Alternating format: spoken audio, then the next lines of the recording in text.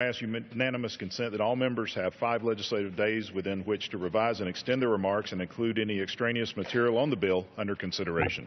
Without objection. Mr. Speaker, I yield myself as much time as I may consume. The gentleman is recognized. Mr. Speaker, I believe our children and grandchildren deserve a better government than the one that we're passing on to them. Families are struggling due to a lagging economy, government intrusion, and senseless regulations on businesses are pushing jobs overseas. And with the recent rash of scandals within our federal government, the American people are continually losing their faith in representatives of our government. I know we can do better, and the American people expect to see change. I came to Congress to make a difference, to cut spending, to eliminate waste, and to hold big government bureaucrats accountable, and make this nation a place that is more free, safe, and full of opportunity. This is what the American people expect from us, and now is the time for us to take bold and decisive action. And that's why I'm standing here today. The Department of Homeland Security has roughly 240,000 employees who work around the clock to protect the lives and liberties of Americans, and I am grateful for their dedicated service. However, due to a lack of proper management and accountability, there are numbers of DHS employees who are staying at home and drawing a paycheck while being investigated for acts of misconduct. In May of 2014, the former Deputy Inspector General at the Department of Homeland Security was accused of altering reports and delaying investigations. One of those investigations was the Secret Service prostitution scandal that occurred in 2012. The Senate Subcommittee on Financial and Contracting Oversight delved into this case, which also led to further investigations. However, even though the former Deputy Inspector General was being investigated for gross misconduct, he was placed on administrative leave, receiving full pay and benefits for almost an entire year. We all know that there are occasional incidents like this in any organization. However, if this was an isolated case, I would not be standing here today presenting this bill. But there are numerous cases like it.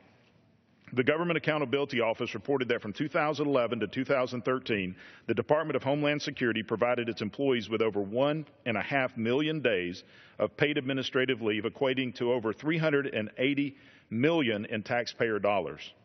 Most of this paid leave was granted to employees who were on administrative leave for reasons of misconduct. Unfortunately, the department has no agency-wide standards or reporting policies regarding paid administrative leave for employees being investigated for misconduct. This lack of management and accountability allows employees with disciplinary issues like the former Deputy Inspector General to fall through the cracks. This bill, H.R. 1633, the DHS Paid Administrative Accountability Act of 2015, requires the Chief Human Capital Officer to implement an agency-wide policy regarding those who are on paid administrative leave for more than 6 months being investigated for misconduct. In addition, it requires the department to report to Congress the number of employees on administrative leave during investigation as well as the associated cost. Having a common sense policy as mandated by this bill will potentially save the department millions of dollars and provide for critical oversight and accountability.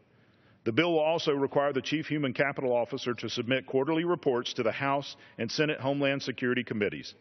These reports will allow more oversight by Congress and ensure DHS is no longer squandering hardworking taxpayer dollars.